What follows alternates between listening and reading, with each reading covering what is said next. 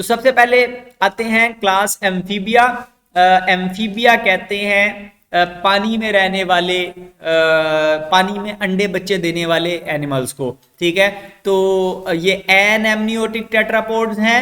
Amphi का लफ्जी मतलब होता है दोगला, दोनों तरह का। बिया बायो लाइफ के लिए है, तो एम्फीबिया जो दोनों जगहों पे, खुश्की और पानी दोनों पे रहने के लिए एडजस्टेड है।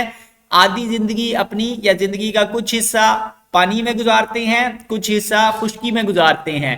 अब ये फिश और रेप्टाइल के दरमियान वाली स्टेज है। अब इनके पास चलने फिरने के लिए लिम्स हैं, फिन्स नहीं है, यानी कि ये टांगों से चलते हैं, फिन्स कन्वर्ट हो गए टांगों में। इसी तरह खुश्की पे सांस लेने के लिए इनके पास फेफड़े हैं, गलफड़े नहीं है।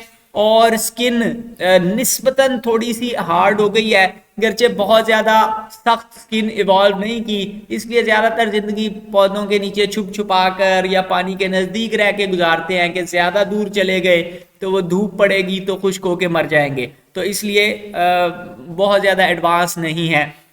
लार्वी इनके एक्वाटिक होते हैं। इनके आबाओ अजदाद मछलियां अंडे देती थी पानी में, तो इन्होंने पानी से बाहर निकलने के लिए टांगें तो एडजस्ट कर ली, चले थोड़ी बहुत लंग्स वगैरह एडजस्ट कर लिए, बाकी चीजें एडजस्ट कर ली, लेकिन जो अंडे देने वाली आदत थी उसको एडजस्ट नहीं किया, इसलिए ये वहां पे स्टक है। और अब वो जो बच्चे हैं वो पानी के अंदर ही ग्रो करते हैं, अंडों में से निकलते हैं, पानी के अंदर तैरते फिरते हैं, उनके पास गलफड़े होते हैं, उनके पास दुम होती है जिसके जरिए स्विम कर सकते हैं, और वो कुछ अर्सा स्विमिंग के बाद फिर अपनी टांगें वगैरह इजाद कर लेते हैं और वो पानी से बाहर निकल आते हैं। ठीक है, तो लार्वी एक्वाटिक हैं, लाइफ साइकिल पानी के अंदर जरूरी है, उसके बाद कुछ हिस्सा जिंदगी का बाहर गुजार सकते हैं, शिकार वगैरह खाने के लिए या शिकारियों से बचने के लिए बाहर आ सकते हैं। जमीन के ऊपर बहुत ज्यादा सक्सेसफुल आप नहीं कह सकते इनको कि पानी से ज्यादा दूर नहीं जा सकते। ठीक है, तो वो जिस तरह ब्रायोफाइट्स हमने देखे थे कि वो पानी के किनारों किनारों पर ही सरवाइव करते हैं, तो इसी तरह ये भी पानी के नजदीक नजदीक रहते हैं, पानी से दूर जाने इनके लिए पॉसिबल नहीं है। सवाल ये पैदा होता है कि ये आए कहाँ से, तो ये एक्चुअली इवॉल्व हुए हैं फिश से। ठीक है, अब डिवोनियन पीरियड में मछलियों का एक ग्रुप था जिनको हम लोब फिन फिश कहते हैं, डिप्नोई। ठीक है, इनको हम लंग फिश भी कहते हैं, इनके अंदर लंग्स होते हैं, हवा में सांस लेने के लिए एडजस्टेड है। बेसिकली ये मतलब अब वो पानी में रह रहे होते हैं, तो पानी के अंदर शिकारी मसला है कि कहीं से भी कोई आएगा हड़प करके आपको ले जाएगा, आपको पता भी नहीं लगना कि कहाँ से आ गया। ठीक है, तो इन्होंने क्या किया, इन्होंने कहा कि बड़े शिकारियों से बचने के लिए हम अगर गहरे पानी में रहेंगे तो वहां पे तो बड़े शिकारी बड़ी तेजी से तैरते हैं, तो वो शिकारी से बचने के लिए वो कम गहरे पानी में आ गए। ठीक है, अब वो कम गहरे पानी में जब पहुंचे तो वहां पर क्या होता है कि वहां पर शिकारी नहीं आ सकते, बड़ी मछलियां वहां तक नहीं पहुंच सकती, तो फायदा है कि शिकारियों से बच जाते हैं। लेकिन अब होता क्या है कि बीच में जनाब कहीं कोई पत्थर आ गया, उसको क्रॉस करना है, कहीं कोई कम गहरा इलाका है तो उसमें मतलब अपने फिन से अपने आप को खींच तान के दूसरी तरफ लेके जाना है। ठीक है, तो अब या कभी पानी की लहर आई, उसने जनाब आपको खुश्की की तरफ फेंक दिया, फिर आपने जोर लगा के वापस पानी में जाना है, तो वो शैलो वाटर में रहने का की वजह से ये मजबूरी बन गई कि कभी कभी पत्थरों पे से गुजरना पड़ता है, और उसके लिए इन्होंने अपने फिन्स को एडजस्ट कर दिया, एडजस्ट करते गए अपने फिन्स को आहिस्ता आहिस्ता, और उनको ज्यादा स्ट्रांग बनाते गए। तो जब उनको ज्यादा स्ट्रांग बनाते गए तो वो आहिस्ता आहिस्ता टांगों में कन्वर्ट हो गए और ये लैंड के ऊपर रहने के लिए एडजस्टेड हैं। अब बच्चे भी वहां पे, यानी कि पानी के किसी छोटे से पूल में बच्चे दे दिए तो वहां पे सरवाइव कर रहे हैं, खुद थोड़ा सा पत्थरों पे चक्कर चुक्कर लगा के फिर वापस आ गए। तो एम्फीबिया को आप देखें तो तकरीबन वही लाइफस्टाइल उनका भी है, और ये डिप्नोई आज भी दुनिया में पाई जाती हैं और बहुत सारी ऐसी हैं। तो अर्लीस्ट जो फॉसिल्स हमें डिवोनियन पीरियड के मिलते हैं उनके अंदर आपको इनके मिसिंग लिंक्स ऐसे एम्फीबिया मिलते हैं या ऐसी फिश मिलती हैं जिनकी टांगें मौजूद हैं और जिनके गलफड़े for example Aahista Aahista convert हो रहे हैं हवा से सांस लेने के लिए। तो बेसिकली बच्चों को बचाने की खातिर ये पानी से हिजरत करके खुश्की की तरफ आ रहे थे, और इन जैसी मछलियां आज भी आपको कई जगह पे मिल जाती हैं। मसलन ये मड स्किपर हैं, तो ये जनाब अपने रहते पानी में है लेकिन अंडे देने के लिए बाहर आते हैं पानी से, दूर साहिल से, यानी कि जहां पे लहरें आ रही हैं उससे दूर जाके सुराख खोदते हैं मट्टी में, वहां पर अंडे देते हैं और खुद फिर वापस पानी में आ जाते हैं। ठीक है, तो वो यानी कि बच्चों को बचाने की खातिर इन्होंने ये माइग्रेशन शुरू की और फिर इनकी औलादों ने उसका फायदा उठाकर खुश्की पे कब्जा कर लिया।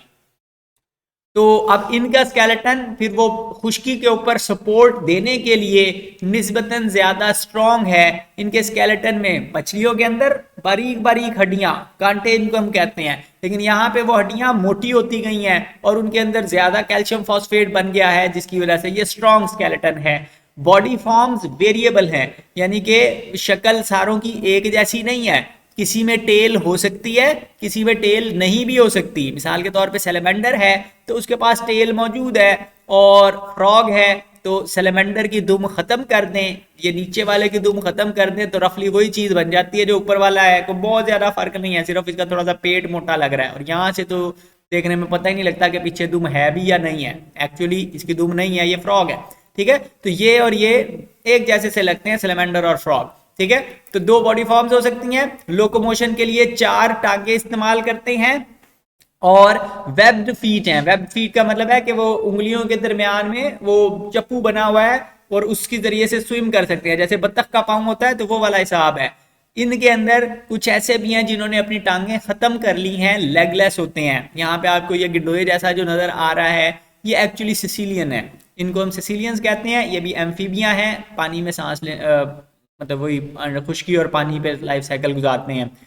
स्किन इनकी स्मूथ होती है, हार्ड कवर नहीं चढ़ा हुआ, और स्किन के ऊपर बड़ी मोटी वो म्यूकस की लेयर चढ़ाई हुई होती है, चिपचिपा मटेरियल रखा हुआ होता है, तो स्किन के जरिए से भी सांस ले सकते हैं, और वो म्यूकस प्रोड्यूस करने के लिए ग्लैंड्स हैं, और इसी तरह पॉइजन भी प्रोड्यूस करते हैं, जहर प्रोड्यूस करते हैं अपनी स्किन में। आपको बताया था कि जहाँ पे कलर्स ब्राइट कलर्स हो तो वो ये बता रहे होते हैं कि जी मैं खाने में कोई ज्यादा टेस्टी नहीं हूं, मेरे अंदर कोई जहरीला केमिकल भरा हुआ है, गंद भरा हुआ है, खाओगे तो मुंह का जायका खराब हो जाएगा।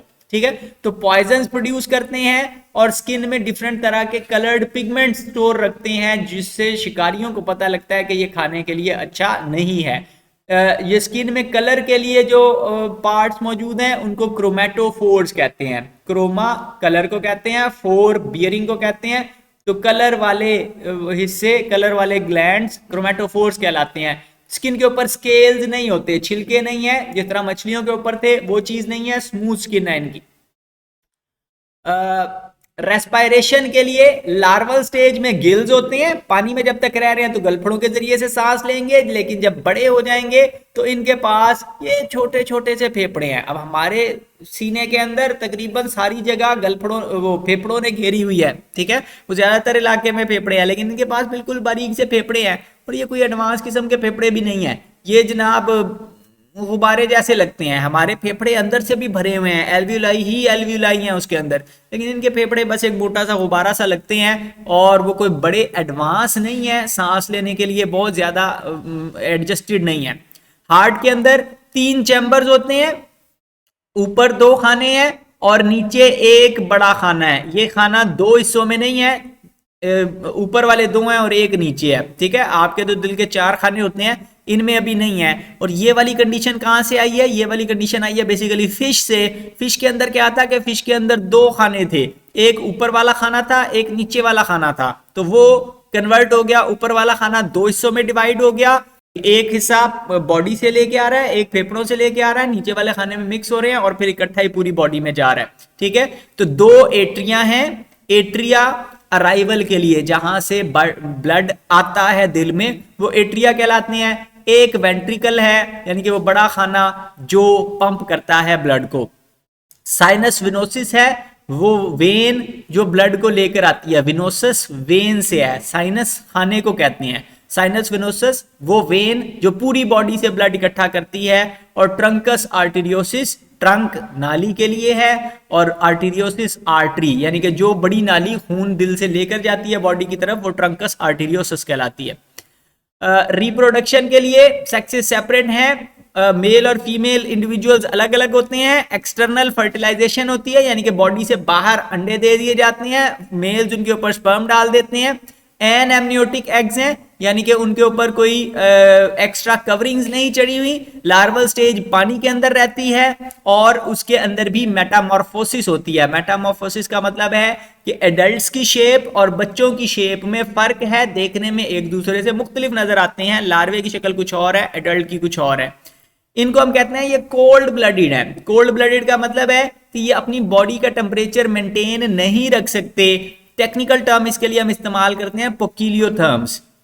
पोकिलियोथर्म्स का मतलब है कि जो एनवायरनमेंट का टेम्परेचर होगा वही इनकी बॉडी का भी टेम्परेचर हो जाएगा। जब सर्दियां आएंगी तो इतने ठंडे हो जाएंगे कि बॉडी के नॉर्मल काम भी मेंटेन नहीं कर सकेंगे।